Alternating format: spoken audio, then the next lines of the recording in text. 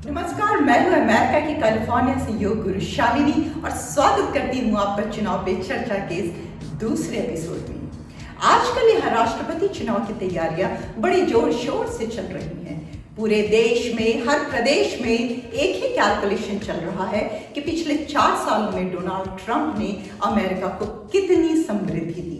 उन्होंने जो वादे किए थे उसे पूरा किया या नहीं, लोगों के एक्सपेक्टेशंस पे वो खरे उतरे या नहीं। मैंने कहा मेरे बिहार में भी तो आजकल इलेक्शन चल रहे हैं, हमारे यहाँ क्या कैलकुलेशंस होते होंगे। फिर याद आया कि हमारे यहाँ तो कुछ और ही समीकरण बनते हैं, हमारे यहाँ तो कुछ और ही कैलकुलेशन चलते हैं। वहाँ लोग कागज कलम निकालकर हिसाब लगाते हैं कि किस जाति के लोग कितने और इस जाति से कितने लोग खड़े हैं, किसके निकलने की जीतने की संभावना कितनी, किस जाति को मैनेज करना पड़ेगा, किस जाति को थोड़ा ज्यादा खिलाना पिलाना पड़ेगा। कोई ये नहीं पूछता कि भैया 10-15 सालों से सरकार में है, आपके कार्यकाल में जीडीपी में कितना ग्रोथ हुआ, आपने कितने नए स्कूल्स कॉलेजेस खोले, रोजगार के कितने नए अवसर आपने मुहैया करवाए, साक्षरता का प्रतिशत क्या रहा, गरीबी आप कितना नीचे लेकर के गए, बच्चों के उज्जवल भविष्य के लिए आपने क्या किया, नौजवानों के लिए क्या किया, कितने नए अस्पताल बनाए, माताओं बहनों के लिए आपने क्या किया, आपके बिहार में लॉ एंड ऑर्डर की स्थिति कैसी है, कितने नए इंडस्ट्रीज लेकर आए आप, बिहार को आगे बढ़ाने का आपने कितना प्रयास किया। आपके पास 15 सालों का वक्त था, आपने इन 15 सालों में क्या किया। कोई नहीं पूछेगा इन सवालों को, क्योंकि लोगों का बस एक ही डिस्कशन होता है, लोगों को बस एक ही चिंता होती है कि इस बार के विधानसभा चुनाव में जो बिहार का भाग्य विधाता बनेगा वो उनके जात का बन पाएगा या नहीं, जो विधायक और मंत्री चुनकर जाएंगे वो उनके जात के जा पाएंगे या नहीं। कैसा पागलपन है यह, कैसी कुत्सित मानसिकता है यह कि किसी व्यक्ति को, किसी प्रत्याशी को आप अपना वोट केवल इसलिए देते हो क्योंकि वह आपके जात से बिलोंग करता है या किसी खास पॉलिटिकल पार्टी से बिलोंग करता है जिसका नेता आपकी जाति का हो। क्यों ना वो व्यक्ति रेपिस्ट हो, मर्डरर हो, किसी काला बाजारी का सरगना हो। ऐसा नहीं है कि जाति प्रथा का यह रोग केवल बिहार वासियों पर लगा हुआ है, पूरे का पूरा भारत इस बीमारी से ग्रसित है। जाति प्रथा की शुरुआत कब हुई, इस बारे में इतिहासकारों का अलग अलग मत है। कुछ इतिहासकार ऐसा मानते हैं कि जाति प्रथा की शुरुआत वैदिक काल से ही हो गई थी, जब समाज को 4 वर्णों में बांटा गया था। हाँ, पहले यह बंटवारा कर्म के आधार पर होता था, जो कि बाद में जन्म के आधार पर हो गया। जब मुगल आए तो चूंकि उन्हें हम पर राज करना था, इस सामाजिक विषमता को उन्होंने और बढ़ाया। और जब अंग्रेज आए फिर उनकी तो पॉलिसी थी डिवाइड एंड रूल की, उन्होंने हमें आपस में लड़ाकर, उन्होंने हमें आपस में बांटकर खूब मजे से शासन किया। आजादी के पश्चात एक नई आशा बंधी थी कि नए लोग सत्ता में आए हैं, संविधान में नए प्रोविजंस आए हैं, समाज की अविषमता कम होगी, समाज में समता आएगी। लेकिन ऐसा होता है क्या? अंग्रेज जो सिखाकर गए थे डिवाइड एंड रूल की पॉलिसी, वह हमारी सत्ता के गलियारों से कभी बाहर नहीं निकल पाई। और जिस कुरीति को कब का खत्म हो जाना चाहिए था, आज वह जाति प्रथा पूरी मजबूती के साथ भारत के समाज में डटी हुई है। पॉलिटिकल पार्टी जब टिकट का बंटवारा करती है तो ताड़ ठोक कर बताती है कि हमने अमुक जात वालों को इतने टिकट दिए। न जनता पूछती, न नेता बताता कि आपके उम्मीदवार की योग्यता क्या है, अगले आने वाले 5 सालों में बिहार के लिए, भारत के लिए उसका प्लान क्या है, उसका एजेंडा क्या है। बात होती है तो केवल और केवल जातों पर कि हमारी जात वालों को टिकट मिला या नहीं मिला। ये सारी पॉलिटिकल पार्टीज मनुवाद, जातिवाद की निंदा तो खूब करती है, लेकिन चाहता कोई नहीं कि जातिवाद समाप्त हो, क्योंकि अगर ये चला गया तो फिर इन जैसे नेताओं का होगा क्या। अब सवाल है कि अगर ये जाति प्रथा पूरे भारत में फैली हुई है तो अकेला बिहार बदनाम क्यों? क्यों बिहार को कहा जाता है कि यहाँ हर एक बात जात से शुरू होती है, बिहार के तो डीएनए में ही जाति प्रथा बसती है? ऐसा इसलिए कि दूसरे राज्यों में दोनों इश्यूज पे बात होती है, विकास के ऊपर भी और जाति के ऊपर भी। और जहां तक बिहार का सवाल है, यहाँ केवल और केवल बात करते हैं लोग जातिगत समीकरणों के ऊपर। चूंकि पॉलिटिकल पार्टीज ने कोई विकास नहीं किया, बिहार को आगे बढ़ाने का कोई प्रयास नहीं किया, तो एक षड्यंत्र के तहत, एक कॉन्स्पिरेसी के तहत उन्होंने जनता के दिमाग में यह बात बैठा दिया है कि जाति प्रथा के इस कुचक्र से वो बाहर निकल ही नहीं सकते। अगर उनका कोई रेल विषय है तो वो लोग हैं जो उनके जात से बिलोंग करते हैं। महान चिंतक ओशो इस बारे में एक बड़ी इंटरेस्टिंग कहानी सुनाया करते थे। एक बार की बात है, एक व्यक्ति था जो अच्छा था, सज्जन था, लेकिन उसे अपनी सज्जनता का घमंड हो गया। उसे लगने लगा वो तो इतना अच्छा है कि उसे जीते जी स्वर्ग मिलना चाहिए। इस विचार को लेकर वह बाबा नागार्जुन के पास गया और उसने रिक्वेस्ट किया कि बाबा आप मुझे रास्ता दिखाइए कि मुझे जीते जी स्वर्ग कैसे मिल सकता है। बाबा मुस्कुराए और उन्होंने उस व्यक्ति को कहा कि ऐसा करो, मैं तुम्हारी हेल्प तो करूंगा, लेकिन तुम मेरी पहले एक शर्त पूरी करो। बाबा नागार्जुन एक भैंस के पास खड़े थे, तो उन्हें भैंस से रिलेटेड कुछ याद आया और उन्होंने उस व्यक्ति को कहा कि मैं चाहता हूं कि तुम 3 दिनों तक बस एक ही बात सोचते रहो कि तुम भैंस हो गए हो। 3 दिनों तक सोना नहीं, 3 दिनों तक कुछ खाना पीना नहीं, बस एक ही बात सोचते रहना कि तुम भैंस हो गए हो।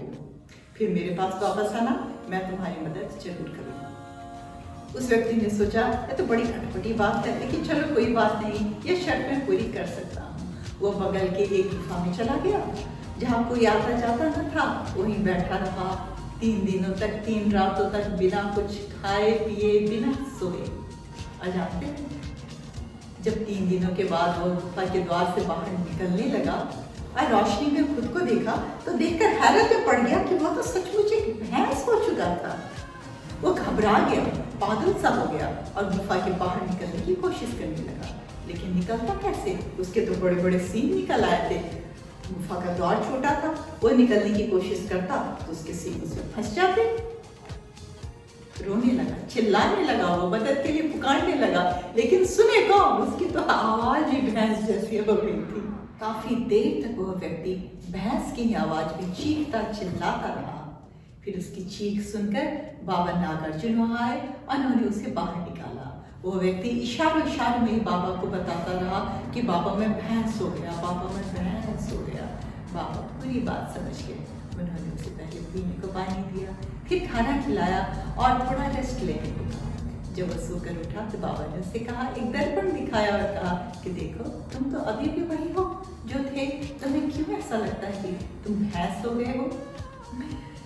और फिर बाबा ने उसे यह समझाया कि तुम 3 दिनों तक बिना कुछ खाए पिए, बिना सोए, बस एक ही बात सोचते रहे कि तुम भैंस हो गए हो, और उसी का यह परिणाम है कि तुम्हें सही में लगने लगा कि तुम भैंस हो गए हो।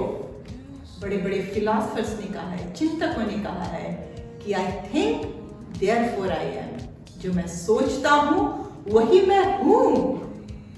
व्यक्ति 2-3 दिन भूखा रहे और बिना सोए रहे तो उतने में उसके सोचने समझने की क्षमता कम हो जाती है, करीब करीब खत्म हो जाती है।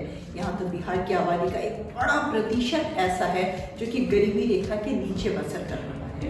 और आश्चर्य की बात नहीं कि सत्ता के दलालों ने उन्हें समझा दिया कि वो भैंस है, खुद से सोच समझ नहीं सकते, दिमाग नहीं है उनके पास, और उन लोगों ने समझ लिया कि हाँ वो भैंस ही है। बिहार वासियों, जाते जाते अब आप लोगों से मेरे कुछ सवाल। ये सत्ता के ठेकेदार सालों साल से, दशकों से हम लोगों को भैंस समझते आए हैं, अपने स्वार्थ की पूर्ति के लिए हमें यूज करते आए हैं। इस इलेक्शन में, इलेक्शन 2020 में हमने क्या डिसाइड किया है? इस चुनाव में क्या आप किसी योग्य व्यक्ति को अपनी जात वाला समझकर उसे वोट कर पाओगे? उसे विधानसभा भेजने की हिम्मत कर पाओगे? क्या आप इतना समझ पाओगे कि कोई योग्य व्यक्ति जब विधानसभा पहुंचेगा और जब वो स्कूल कॉलेज खोलेगा तो उसमें सभी जात के लोग पढ़ेंगे, सभी आगे बढ़ेंगे, आपका पूरा बिहार आगे बढ़ेगा। जब वो जगह जगह पुस्तकालय खोलेगा, जब वो जगह जगह अस्पताल खोलेगा, उससे पूरे बिहार को लाभ मिलेगा। क्या आप इतनी सी बात समझ पाओगे? ये पॉलिटिकल पार्टीज करती हैं कि हम तो कुत्ते बिल्लियों को भी टिकट देंगे तो जनता उन्हें जिता देगी, क्योंकि जनता को विकास नहीं, अपनी जात का व्यक्ति चाहिए। तो इस बार जब कोई उम्मीदवार आपके द्वार पर नॉक करेगा, आपका वोट मांगेगा, तो आप क्या उनसे पूछ पाओगे कि पिछले 10-15 सालों में ऐसा क्या करना बाकी रह गया जो कि इस बार आप जीत कर करने वाले हो? कोई नया व्यक्ति जब उम्मीदवारी करने आए और आपका वोट मांगने आए, तो आप पूछ पाओगे कि तुम्हारा एजेंडा क्या है, तुम्हारा प्लान क्या है, क्या राय है तुम्हारे विकास के बारे में, क्या तुमने प्लान कर रखा है हमें आगे ले जाने के बारे में? सवाल कर पाओगे? कई पॉलिटिकल पार्टीज के नेता हैं जो कहते हैं कि हमने जनता को स्वर दिया है, वॉइस दिया, आवाज दी है।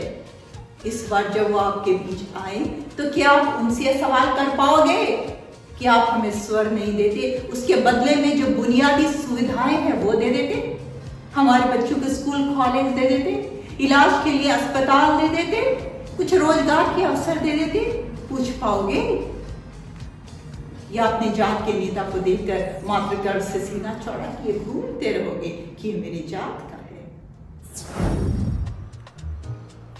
जब अपने किसी प्रत्याशी के लिए, उसे जिताने के लिए आपका वोट मांगे मुख्यमंत्री आएंगे, कोई मिनिस्टर आएगा, कोई बड़ा नेता आएगा, क्या आप उससे सवाल कर पाओगे कि आपने तो जात के नाम पे अपनी पूरी जिंदगी कुर्बान कर दी, लेकिन बदले में आपको क्या मिला? बिहार में अभी भी 52% जनता गरीब है और 32% तो गरीबी रेखा के नीचे गुजर बसर करती है। 40% जनता पूरी तरीके से निरक्षर है। बिहार के लोगों की औसत आमदनी भारत में सबसे कम है। क्या आप उनसे सवाल कर पाओगे कि करोड़ों करोड़ जो बिहार के विकास के लिए आता है, वो फंड कहाँ चला जाता है, कहाँ गायब हो जाता है? क्यों बिहार की जनता की स्थिति बद से बदतर हुए चली जा रही है? किसी डॉक्टर की क्या जाति होती है? उसकी योग्यता, इलाज करने की योग्यता। किसी शिक्षक की क्या जाति होती है? योग्यता, ताकि वह आपके बच्चे का भविष्य उज्जवल कर सके। किसी इंजीनियर की क्या जाति होती है? उसकी योग्यता, ताकि वो अपना काम ढंग से कर सके। उसी तरीके से एक जनप्रतिनिधि की क्या जाति होती है? उसकी एक ही जाति होती है और एक ही जाति होनी चाहिए, वो है उसकी योग्यता। वो इस योग्य होना चाहिए कि वो आपके क्षेत्र का सही प्रतिनिधित्व कर सके। वह इस योग्य होना चाहिए जो वो संसद विधानसभा में उठकर बोले तो लगे कि कोई शेर गरज रहा है। वो केवल हाथ उठाने और हाथ गिराने वाला ना रहे, वो केवल हाँ मिलाने वाला ना रहे, वो केवल कमीशन के बल पर जिंदा रहने वाला ना रहे, वो केवल दलालों को पैदा करने वाला ना रहे। उसकी केवल एक और एक ही जात होनी चाहिए और वो है उसकी योग्यता। आपको प्रतिनिधित्व देने की योग्यता, आपको विकास देने की योग्यता, आपके क्षेत्र को नई नई ऊंचाई पर ले जाने की योग्यता। मेरे बिहार वासियों, जब चुनाव 2020 एक बार फिर से आपके दरवाजे पर दस्तक दे रहा है, तो मेरा अंतिम सवाल कि इस बार की इलेक्शन में आप दिल की राय मानकर, दिमाग की बात सुनकर किसी योग्य व्यक्ति को विधानसभा के गलियारों में भेजोगे या अपनी जात के खूंटे से बनकर भैंस ही बने रहोगे?